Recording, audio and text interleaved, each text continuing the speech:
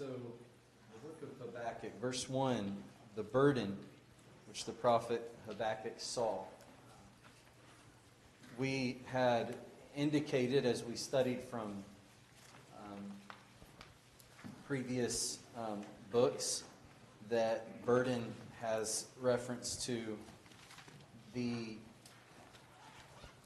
weight that comes with such an oracle, not just for the prophet, but against the one that is the subject of the prophecy. And so there's kind of a double meaning to that in regard to Habakkuk, because typically what we've been seeing is one nation or multiple foreign nations being addressed. In Amos, we see Judah and Israel lumped into that, or just God's nation itself. But what we see here in Habakkuk is kind of this confusion by Habakkuk about what he feels like is the Lord being indifferent toward the evil that's going on in Judah. He wants Judah to be chastened and corrected. And so it's a burden against them, because this is about Babylon coming against them and the Lord judging them through that foreign nation. Then a large part of this book is going to deal with, primarily in chapter 2, the fact that the evil that the Chaldeans, the Babylonians, are guilty of, they're going to be judged for as well. And so it's a burden that is both against Judah and Jerusalem, and a burden against the people that the Lord would use to judge them and chasten them. And we'll talk more about that. That can kind of seem contradictory or confusing or maybe unjust, and that's certainly part of what Habakkuk struggled with. But it does make good sense when we think of what God's sovereignty actually means and what it looks like. So this is the burden which the prophet Habakkuk saw. Our first question is, what is the meaning of the name Habakkuk? To embrace. And so we've been talking about the meaning of these men's names, and seeing if there's any kind of connection that we can make between that and the oracle that we're studying. And so what might be a connection to be made with the idea of embrace and the message we read in Habakkuk? What I read is, if I read it correctly, one, he has the things he talked to God about. God's the answer, and waiting for God's time. Embrace that. God will answer you in His time. Yeah. And then later on is the woes and all that, and all the things that Babylon's going to do them, and for the faithful to embrace what's happening to them at that point, Sure. so they can endure through what God promised that He will eventually do to them now. Yeah, I think it's multifaceted. You have the embrace of faith, embrace of the faithful embracing Jehovah, but also Jehovah embracing them. He's faithful to His covenant. He's faithful to His people. But then the nuances to that we have to see and understand in ourselves embrace is that faith is not easy. Faith doesn't mean that we completely understand everything on God's level.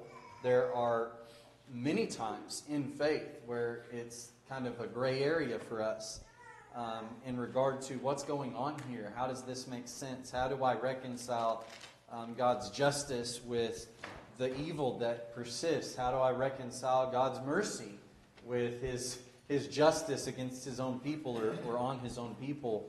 And what faith does is it embraces everything that He has revealed, certainly everything we know. We don't question the truth that we've been given, and it embraces God Himself and does that in faithfulness. I think in Habakkuk as well, he's kind of standing as an intercessor of some sorts, kind of like Amos did. You remember Amos? He had those visions. And the first two visions of Amos 7 were utter destruction. And he said, God, don't do this to your people. And God relented. And then that third of plumb line was God saying, I'm not going to listen anymore. Enough is enough. This is going to happen. And you see that throughout the history of God's people. Moses is the one that's high up there, and then Christ, of course, is the very top, the greatest intercessor. And you see that with Habakkuk. He is asking God. Usually it's him prophesying, a prophet prophesying against the people, and he's complaining against them and heaping upon them the burden of God's retribution and justice and punishment and chastening that is due their sins. But here Habakkuk is kind of crying out for the faithful of Judah and wanting God to certainly render justice, but wanting Him to do that in a way that saves the righteous. But it doesn't always work that way, does it? And so that's really interesting as well. Habakkuk is embracing his own people. He's trying to bring them some kind of comfort through God's providential care and His interaction with them and with the evil that's involved in their city of Jerusalem and their nation of Judah. Anything else on that? So we're not told anything about an occupation. He calls himself the prophet a couple of times.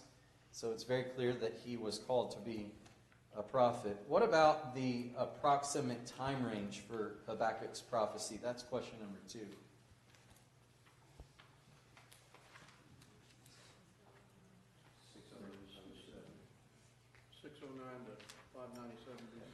609 to 597. And so this would follow the destruction of Nineveh by Babylon in 612. That's what Nahum, we just studied, prophesied about. And that would lead, of course, to great rejoicing throughout the world. And Judah would be a part of that as well, the rejoicing that that great foe has been vanquished.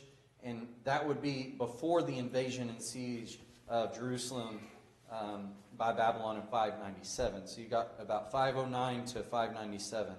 What's interesting, though, is in Habakkuk 3 and verse 16, notice what he says, and I'll read from the New American Standard Bible right there in the middle of that verse. He says, "Because I must wait quietly for the day of distress, for the people to arise who will invade us." That's kind of speaking in the future tense. They are going to. They have not yet. And I'm going to have to wait patiently and quietly for that. The New King James Version says, "That I might rest in the day of trouble. When he comes up to the people, he will invade them with his troops." That might be indicative of the fact that this prophecy was given before the Chaldean oppression began in 605 BC. So it could be 609 to 597, but it could be something like 612 at the fall of Assyria or Nineveh to about 606 BC, which is where Assyria is finally put out by Babylon, and then Babylon would turn their oppression to Judah. Anything on that? That's the way these dates work. Sometimes there's just a window we have to guess about what might be the time frame. What about the historical background of this book? I know that's small, but kind of just follows what we saw in the book. There is a lot of history, obviously, behind these minor prophets, and we could just study the book and get a lot out of it, but these historical considerations really flesh out some of the things going on in these prophetic books. So in 612 BC, this is what Nahum prophesied about. Nineveh falls to Babylon. Remember in Nahum 3:19, "All who hear about you will clap their hands over you, for on whom has not your evil passed continually?" How long would that rejoicing last for Judah, or even for the world? Not very long. With one evil, another arises, and that's kind of what happened all the way through Jesus' time to Rome. And we see in places like Daniel's prophecy, among other places, in regard to God's universal judgment of nations and his dealing with them with his justice, that one day, but specifically in Daniel 2, that world empire model would not exist anymore. Germany tried that during World War II, and they failed, and it's because of the decree of God. That would be the last world empire to reign. Rome would be crushed, of course, by the eternal kingdom of the church. So Nineveh is put out by Babylon, and then Egypt, according to 2 Kings 23, with a consideration of Josiah, of course, withstanding Pharaoh Necho, or Necho, however you pronounce that. Egypt comes to the aid of Assyria at Carchemish in 609, and Pharaoh Necho killed Josiah when he withstood him. And then Jehoahaz, Josiah's son, was made king. And then Pharaoh Necho imprisoned him and placed his brother Jehoiakim as king instead. And they were paying tribute then to Egypt. But then Egypt is defeated at Carchemish in Syria in 605 BC. And that's one of the questions. What battle kind of marked the turning point? It was the battle at Carchemish. And that's when Babylon defeats Egypt, but also whatever remnant there was of Assyria at the time, as Nineveh was already overthrown. And that was kind of when the balance, was changed. And now Babylon is the world power. Nebuchadnezzar, of course, is the king of Babylon we are most familiar with. And he made Jehoiakim subservient to him. And then after a series of rebellions from the kings of Judah against Babylon's rule, there were several times where men and women were taken captive by the Babylonian Empire. And then when Zedekiah, Jehoiakim's uncle, was reigning, or Jehoiakim's nephew, I should say, he was reigning, he rebelled, and that's when you have the city finally taken and then razed to the ground and destroyed. So you've got this shift of power. It's kind of it's a weird time, because you've got Judah, who has been afflicted by Assyria. Israel was taken captive, but Assyria took 46 fortified cities all the way up to the neck of Judah, which was Jerusalem. And they were the dominant empire. They were paying tribute. All that kind of stuff was happening. And they were certainly feeling the pressure and the weight of that, and were in fear for their existence. And then they're destroyed, and there's time for rejoicing. But then immediately Egypt is pressuring them and oppressing them.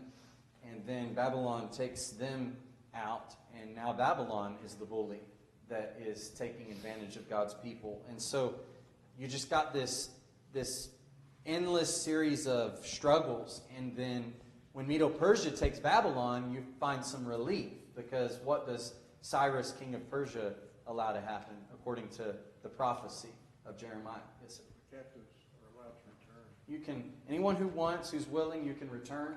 You can rebuild your walls and your temple and your cities. You can stay there and worship your God. And that was unprecedented. That was unheard of that would happen, which certainly shows God's hand in that. But at this point in time, Habakkuk's prophesying right in the middle of all this turmoil. Crazy things are going on. But what seems to be his initial focus, his initial concern? Violence. Where? There in Judah. In Judah. Because they're getting ready. So they've got problems in-house, right? But Habakkuk is one of the faithful, and there seems to be much implication that he's not the only one. There's always going to be a remnant. And so even at the worst of the worst, all these terrible things we've been reading about God's own people and how they're acting, they're still the faithful in the midst of all of that, and they're suffering because of it. And Habakkuk's kind of trying to stand up for them and ask God, hey, what's going on? Why are you letting this happen? Why don't you punish those in Judah who are not being faithful and who are oppressing your faithful people and full of violence and plundering and all this kind of stuff we've discussed before and we'll consider in just a moment.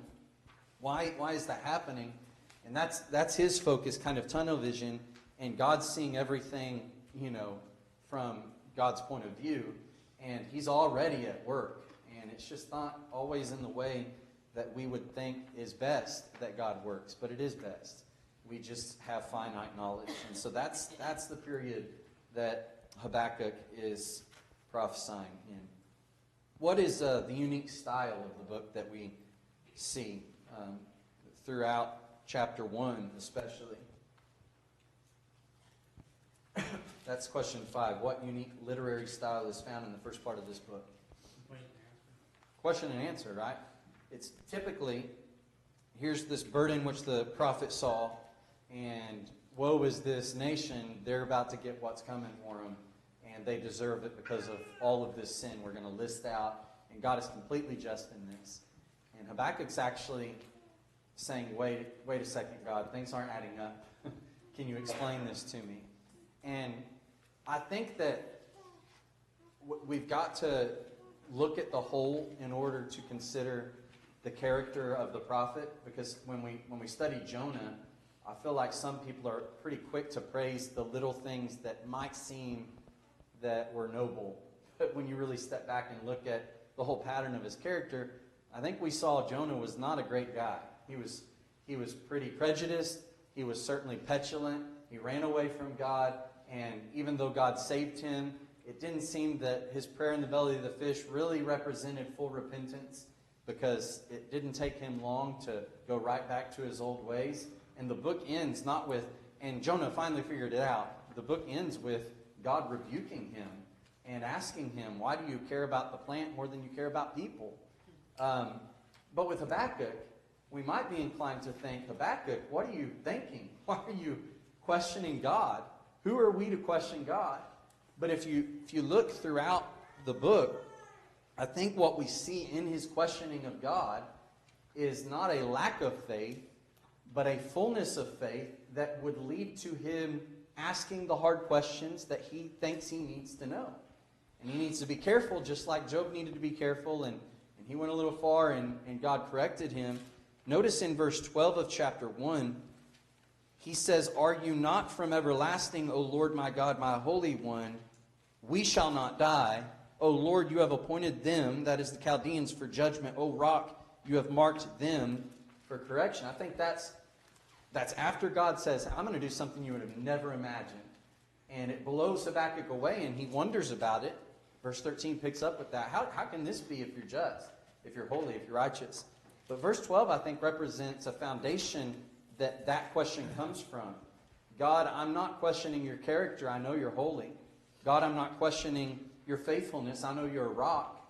I'm not questioning whether you're going to protect us and whether you're going to keep us from being utterly wiped out by this wicked nation like they're utterly wiping out other people. We will not die, but I'm still struggling with this. And then in chapter 2 and verse 1, I'm going to stand my watch and set myself on the rampart and watch to see what he will say to me. So I've talked enough. I trust God's going to answer me. I don't know what that is, but I know it's the right answer, and I want to see what he has to say. And then God will tell him, "The just shall live by faith." In the end of the book, in his prayer song, he basically says, even though this is going to happen and it's going to be awful, I will still rejoice in the God of my salvation.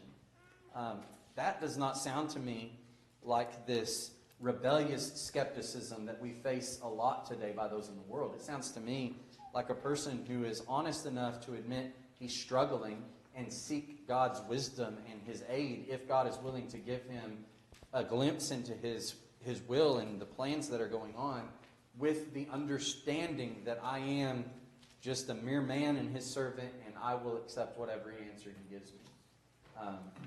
We got to be careful as we approach God with questions and not be flippant about it, and certainly check our character before asking them and make sure that they're legitimate and appropriate. But we've got to be transparent with God and voice with him our concerns and our struggles. Scott? Back to what you said about Jonah. With God's wisdom, he realizes that on repentance, words can be cheap. Yeah. And we have to see fruits. Because you can say whatever you want to say, but you've got to prove it. Yeah, definitely. It's the same thing for Habakkuk. He's been living faithfully up to this point by faith, and God basically says, listen, keep doing it. That's what I expect of you, and that's how this is going to work out for you through this difficulty. And so, will he do it? And that's the question. We got to put actions behind our words. Yes, ma'am. When you were talking about questions, I thought about something Brother Bronger said one time. Mm-hmm. There are questions I can't answer and answers I can't question. Yes, ma'am. And I think I'm always just impressed that they would appeal to God like that. You know, Right. you almost be scared to, but they didn't. Yeah, absolutely. And I think that's where Habakkuk's faith comes in, and verse 12 shows it. These are answers I'm not questioning, but I do have questions I'm seeking answers for. And I don't really, it's kind of like with Job. Did Job ever receive really an answer? No. The answer he received is basically, I'm God, so don't question me like that, get in your place. And Habakkuk didn't receive some kind of answer that he was looking for. The basic answer was, I'm doing what I'm doing, and you need to just live by faith. You need to be faithful to me and trust me. You mentioned earlier about in the verse 1 of chapter 2, it says, and what I will answer when I am corrected. I think Yeah. it's also, when you do have those questions, to go to God, and He's actually looking, knowing that God is right, and Right. and I think sometimes, we definitely, a lot of the time we go to others or the internet or something with questions, but like you said, the true answers are from God, and whether they're direct or not, the Scripture is going to answer all the necessary questions. Yeah. Absolutely. And that is a good point to notice, that when I am corrected implies that Habakkuk is struggling. He can't reconcile God's nature and what he knows of God with how God's acting, but he knows God can correct him. He knows that he's missing something, and that's what he's asking God to show it to me. And so that comes with humility as well. And so I don't think we should look at Habakkuk as a bad guy. In some commentaries you'll see Habakkuk was really presumptuous here, whatever. I don't know that I see that. I see a man that is struggling, and he's open with God, and he's willing to be corrected. He's willing to be shown God's will. So what are some of the themes in the book? Question 7. He lists some out in the lesson book. These might not be exactly according to that. Yes, ma'am. One of them was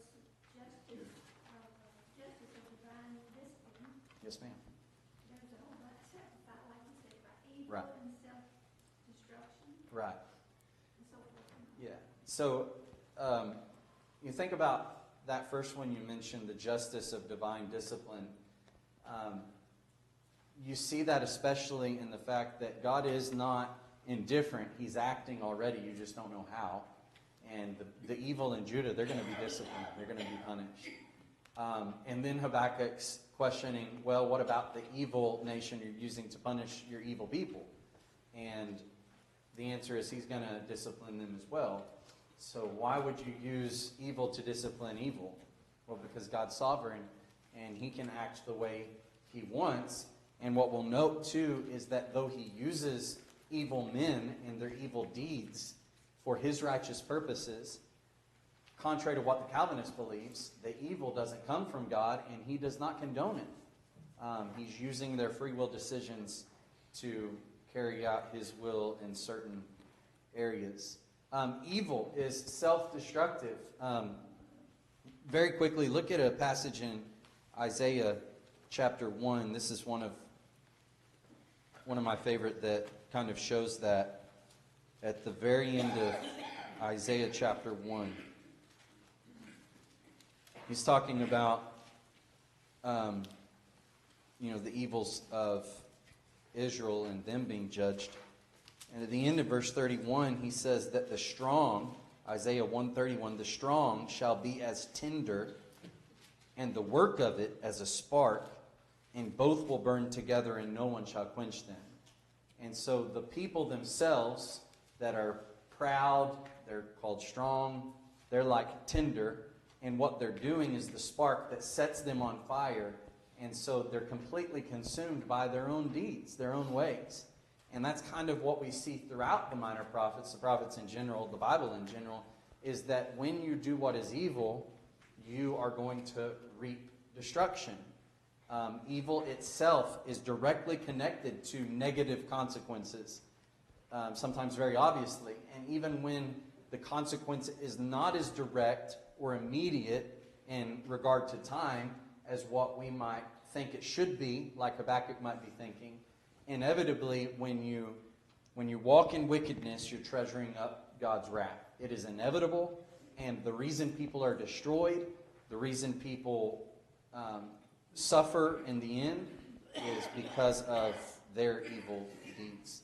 And then throughout Habakkuk, we see reverence for God and His sovereignty.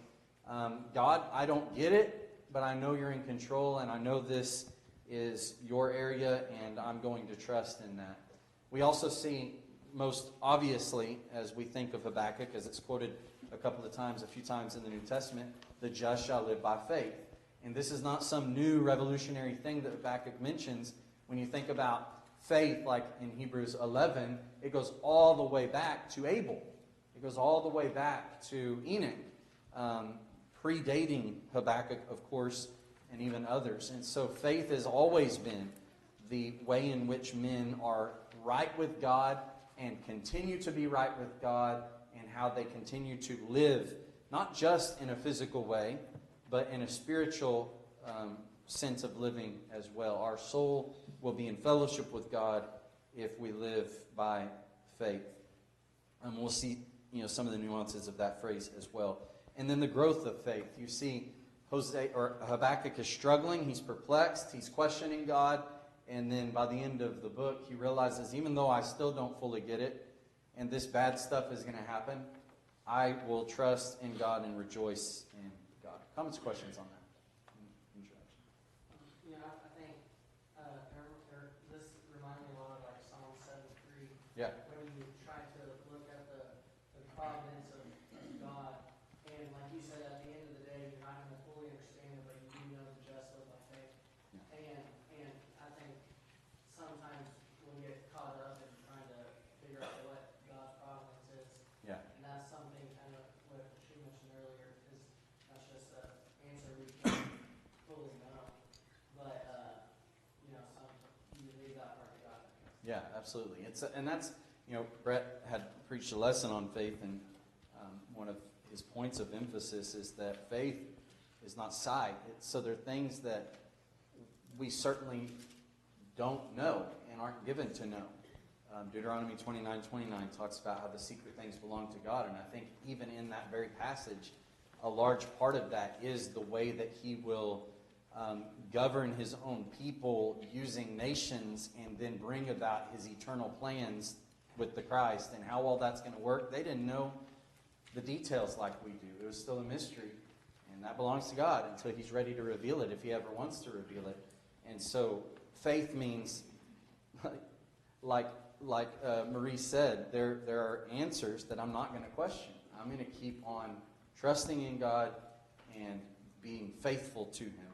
So let's get into the text, verses 2 through 4, if someone doesn't mind reading that, of chapter 1. Oh Lord, how long shall I cry, and you will not hear, even cry out to you violence, and you will not save? Why do you show me iniquity and cause me to see trouble? For plundering and violence are before me. There is strife and contention arises. Therefore the law is powerless, and justice never goes forth. For the wicked surround the righteous, therefore perverse judgment proceeds. All right, so that's, I think, just another glimpse into the character of this man. What does verse 1 imply Habakkuk's been doing? He's been praying. I mean, who knows how long? He says, how long shall I cry to you? He's been praying and praying and praying and praying. When we think maybe I do pray a lot, and then you read, one of the characters in the Bible and how many days in a row they'll be praying without eating or something. I mean, when he says, how long will I pray? It's not like he spent a night in prayer. He's been praying fervently, days and days and days, and he is not, he says, how long will I pray and you will not hear? I think the idea is not him questioning that God is even hearing him, but you aren't acting on what I'm praying for. In fact, the word for obedience that we read in the Greek in the New Testament has this idea of to hear under, to hear with intent to do, and so it's translated obey. And so he's not acting, even though he's crying out to God. And as Carl mentioned before, the violence that Habakkuk is struggling with is, he's not talking about Assyria. He's not talking about Babylon. He's talking about people in Judah. These people that are yours are wicked and violent, and you aren't intervening. You're not doing anything. How long until you do something?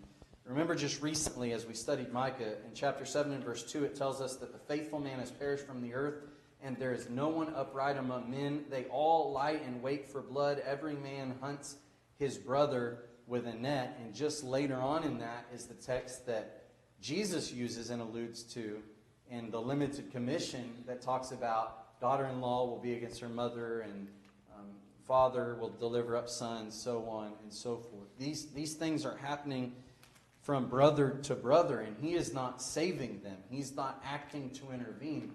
And I think the idea is that as we pair that with verse 4, it's not that Habakkuk thinks God is completely inactive. Prophets are being sent.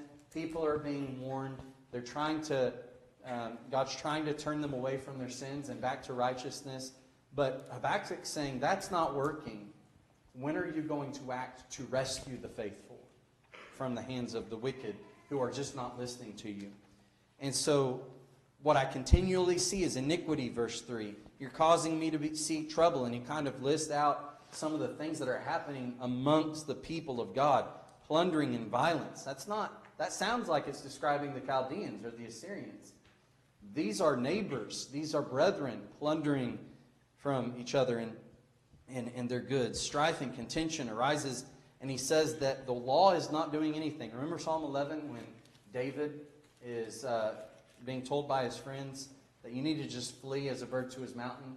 He says, they told him, if the righteous or if the foundations are destroyed, what can the righteous do? I think that's what Habakkuk is feeling like. This is your holy nation with your holy law and your holy prophets, and nobody's listening. It's not slowing them down one bit. So when are you going to do something about it? Perverse judgment proceeds. We looked throughout the minor prophets, again, our most recent consideration with those thoughts. Micah 3 and verse 11, her heads judge for a bribe, her priests teach for pay, and her prophets divine for money. So like all the leaders and the spiritual teachers, they're all corrupt. And so when that's the case, what are we going to do? Why aren't you acting, God? And so he's really struggling with that. How can he be indifferent? And of course, he's not indifferent. Then we get to verse 5, and we have the Lord's first answer. Look among the nations and watch. I think maybe that's the first problem. You're looking in the wrong place. God rules in the kingdoms of men. He has, since day one, used foreign people in his will for his own people in whatever way. And he says, look among the nations and watch. Well, that wouldn't have been where he thought to look, even though the Bible, the old law, is replete with points about how God will interact with his people by means of even wicked nations, especially when they're unfaithful. He says, be utterly astounded, for I will work a work in your days which you would not believe, though it were told you. And he tells him exactly what that is. Indeed, I am raising up the Chaldeans, a bitter and hasty nation which marches through the breadth of the earth, to possess dwelling places that are not theirs. They are terrible and dreadful. Their judgment and their dignity proceed from themselves. Their horses are swifter than leopards and more fierce than evening wolves. Their chargers charge ahead. Their cavalry comes from afar. They fly as the eagle that hastens to eat. And so the Chaldeans are the Babylonians. I think the book mentions the NIV translates it Babylonians, but it's the same anyway. And what kind of people are they? They're bad. I think maybe they're not quite as bad historically as the Assyrians, but they're not much better. He calls them bitter and hasty. So they're bitter, they're cruel, they're ferocious, they're unmerciful, and they act quick. They don't slow down. They just keep going. And I think the most jarring thing to read is that he says, I am raising them up. It's kind of hard to read that God raised up Pharaoh. Pharaoh was being extremely oppressive to God's people, and God kept him alive. And that's what he's doing he did it with Assyria, he's doing it with Babylon, to not only discipline his people, but also show his power in the earth when they are vanquished. God is working through these people. Remember what Belshazzar was told in Daniel 5. that you need to learn the lesson your father, Nebuchadnezzar, learned, that God rules in the kingdoms of men, and he appoints over it whomever he chooses. And so, just like with Assyria, God is using them. I think you see a break, though, with verse 7, because God is raising them up, but that doesn't mean he puts evil in their hearts. That doesn't mean that what they're acting like is something God approves. And that's what we've got to understand. And that's not, the Calvinists will say God is the first cause of evil, though they wouldn't put it in that way. But then they'll say, but even though the evil they're doing is predetermined by God, they have no choice, somehow God is still not guilty. God is still not immoral. You can't put that on God. Well, that doesn't make a lick of sense. But with this, God is using these men, this nation, in their free will. They are doing evil, and God has nothing to do with the evil that they are by their free will doing. He would never, ever have anything to do with sin. But since they're doing it, he's going to use it. He's going to use their activity to discipline his people. They're terrible and dreadful, and you see their pride, their judgment and dignity proceed from themselves. And Isaiah 10, talking about Assyria, God says that I'm using them. He's the rod of my anger, but he does not think so. He thinks he's doing this all on his own. He thinks he's the man. He thinks he's the all-powerful one, and that's why everything's happening for him. In reality, I'm letting him do this, and I'm allowing this success to come, but I'm certainly going to judge him for how evil he's being. He elaborates on that bitter and hasty of verse 6 with verses 7 and 8.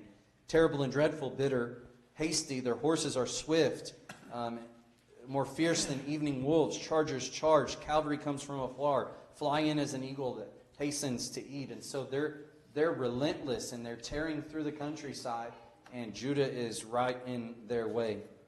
And God's going to use them in that regard. Notice in verse 9, they all come for violence, and their faces are set like the east wind that is destructive and damaging with its heat to the crops. They gather captives like sand. And that kind of elaborates on their character. They're not in it as God's servants. They mean nothing but violence and evil upon these people. They are merciless. They are gathering people in such numbers. He describes it as like sand. And then you remember in Amos how, I forget who it was, I think it was Moab that burned the bones of the king of Edom. So it shows complete disrespect. No nobility in their actions at all. You don't have to be degrading to the king that you just found dead or that you killed and, degrade his body like that, but they did, and they were judged for that.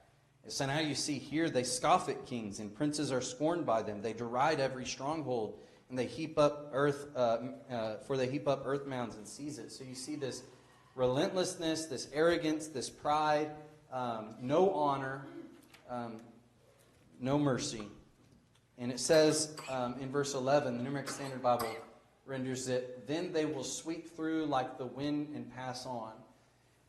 So they're coming and tearing through like a whirlwind. And then it says they ascribe this power to his God. So again, like Assyria, we're doing it. Our God is doing this. Not Yahweh, not Jehovah. And so now Habakkuk picks up in verse 12. And we went through this. So that is completely astounding.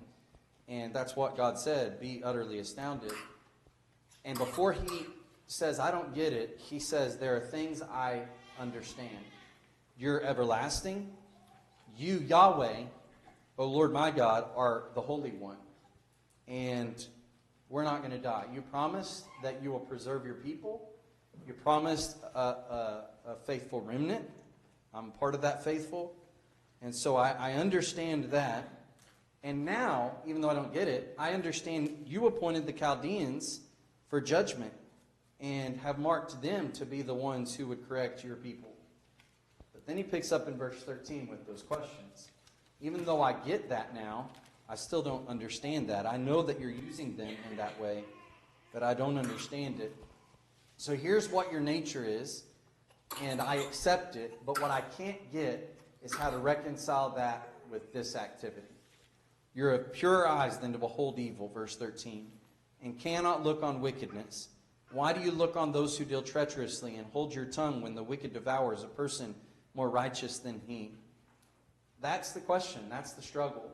And he's grappling with that and asking God about that.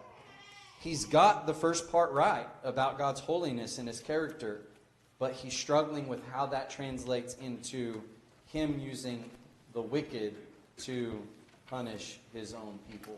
We'll pick up there, Lord willing, on Sunday and finish off the book.